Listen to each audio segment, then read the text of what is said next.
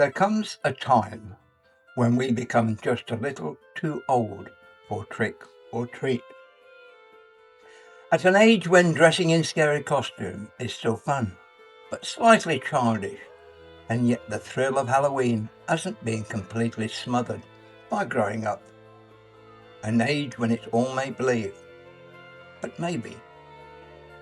It had been a great night out and the concert had been fun, and on their way back they had wandered up the main route to pass through a couple of streets known for the illuminated decorations on display. Caught up in the atmosphere, the five friends wandered past the bright front gardens and decorated houses and on into the dark part of the street, absent-mindedly finding themselves walking towards a dead end. "Look, you can see the lights from here," said Carl. And they could, but between them and the pool of light was a large block of dark, abandoned land. "Yeah, and the Adams house," muttered Phil. They all knew it. Wasn't really its name, just one that everybody called it, because it was so spooky. "Guys, it's Halloween," Carl said eagerly. "It'll be fun to cut through the gardens."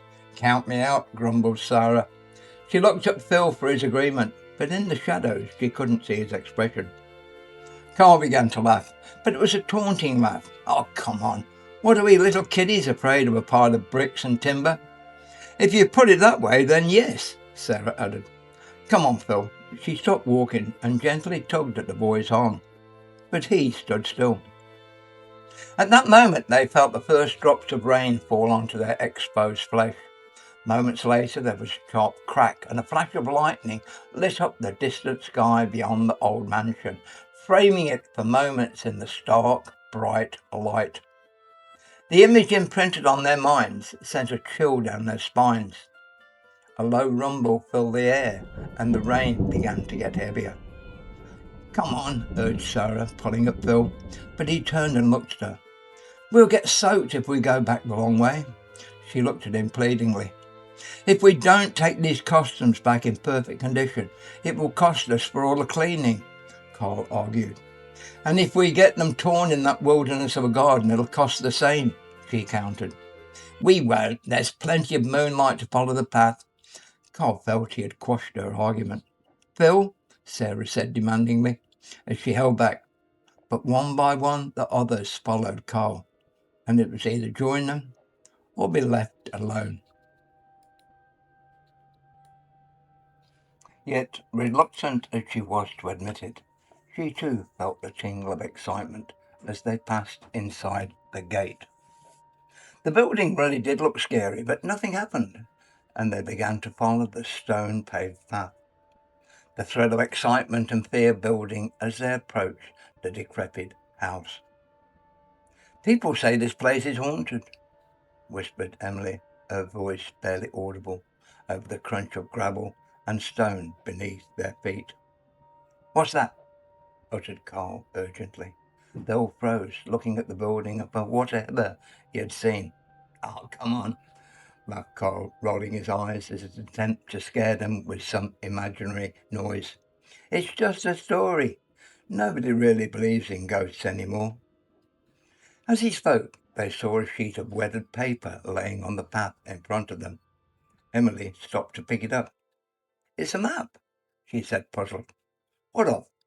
Phil reached over, almost pulling it from her fingers. He looked at it. "She's right. It's a map." Emily sniffed in indignation. "I just said that." Now they were all looking at it. "It's not paper, it's parchment, so it must be old. Look, there's a cross marked on it," Cole said, raising his voice. "It's a treasure map." "Now," Emily grunted, "you're going to tell me you believe in treasure maps, but not ghosts?" "That's different," Cole said defensively. "A map I can hold in my hands. A ghost, it's just in my imagination." "Yeah, well, I can't imagine what's in my mind when I let you convince me to get anywhere near this creepy place."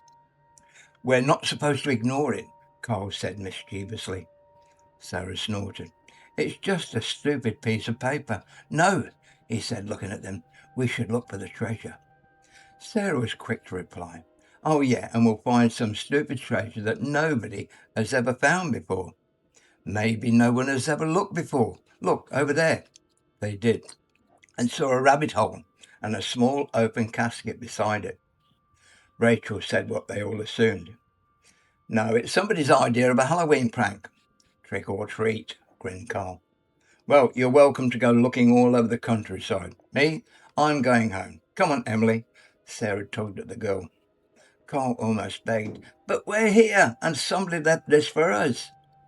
What do you mean we're here? Said Phil, unsure what Carl meant. Carl offered the map. Look, it says, schematic of the Adams property. It's here, inside the house. He pointed to the mansion.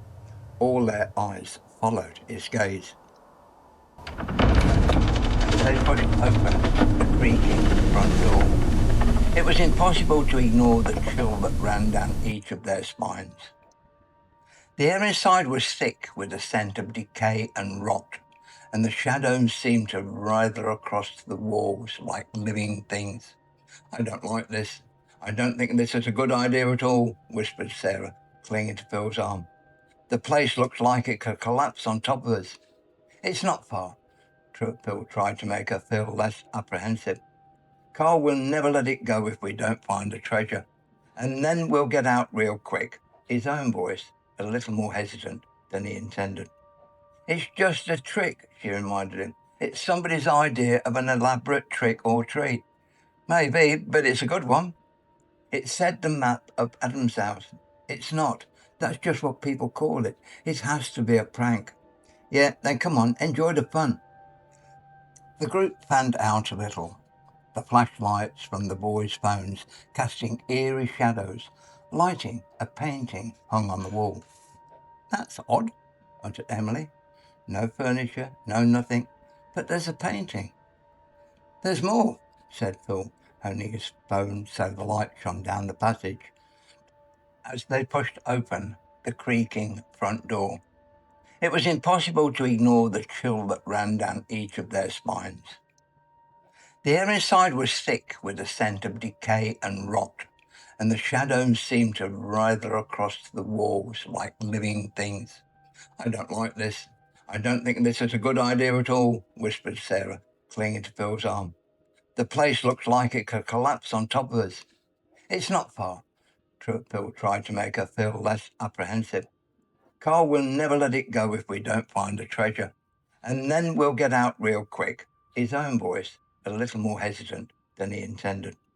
It's just a trick, she reminded him. It's somebody's idea of an elaborate trick or treat.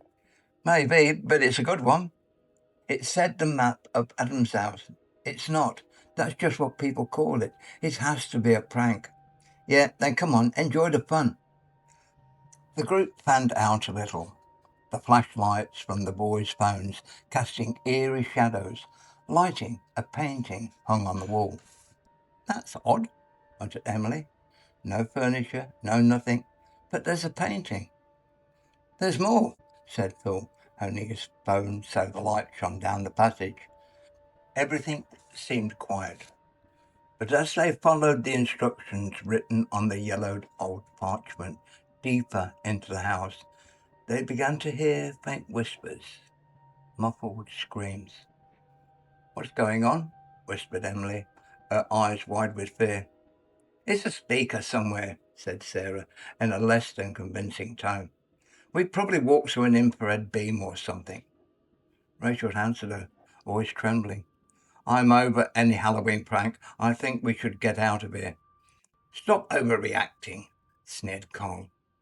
It's just the wind, and old stuff creaking and doing what old buildings do. Look, we're almost there. The walls were now lined with old paintings, groups of long dead faces, seeming to stare with cold, sightless eyes. There's no landscapes, muttered Rachel. They're all portraits. They're all people and no scenes. So what? Wondered Carl. It just seems odd. There's no countryside. The boys were becoming obsessed, either with finding treasure or playing the game. Whatever it was, they moved on, leaving the girls forced to follow or be left alone in the darkness. The noises seemed to be closing in around them, drawing them deeper into the heart of the house, where they stumbled upon a door that would have been hidden from view behind a tattered tapestry if the woven material had not deteriorated to falling to pieces. "This is it!" Carl snapped excitedly, his mind blind to anything but the map. "It's just through here." He pushed it open, casting the torch beams down a descending stairway. Without hesitation, Carl began to step down. Again the girls were forced to follow or be left alone. The air grew colder with each step downward, and reaching the bottom of the stairway, they found themselves in a room. It was completely in darkness, but an artist's easel was caught in the pool of light. On it was a framed, empty canvas, but as their eyes adjusted, they could see it wasn't empty. A large black cross had been drawn in two wide brushstrokes from corner to corner. Phil gave a short, nervous laugh. "X marks the spot," he said slightly tauntingly. "Trick or treat? I guess we are the suckers." Carl seemed less able to accept he had been so gullible. He grabbed the frame and tipped it forward to check the back. There was nothing there, and he pushed it back against the easel, noting that as he did, the X shimmered slightly. He rubbed his fingers over the letter, and where he did, the paint turned to powder and spun into the air around his arm in a cloud of dust. Puzzled, he brushed more, and the whole letter now dissolved before their eyes. Carl stepped back quickly, but the particles of paint followed him, as if it was drawing the letter off the canvas. "What the—" he uttered as his fingers turned black and the particles began to fill with colour. The black was spreading with increasing speed along his fingers, his hand, up his arm, and with it fear that the others too felt. Phil reached out to grab and pull Carl, but he couldn't move. He looked down where the rolling cloud of black dust had covered his feet. In horror, he saw the colour of his trousers leg began to blur and flow like liquid back towards the canvas. Emily screamed and went to run, but her feet too were in the cloud, and she saw her ankles turn into darkness.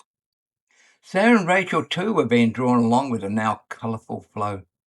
The whispers grew louder, the screams more distinct, and the group found themselves being pulled deeper and deeper. They were becoming one with the canvas, their consciousness merging with the ancient decaying structure to appear in place upon a cobweb-covered wall.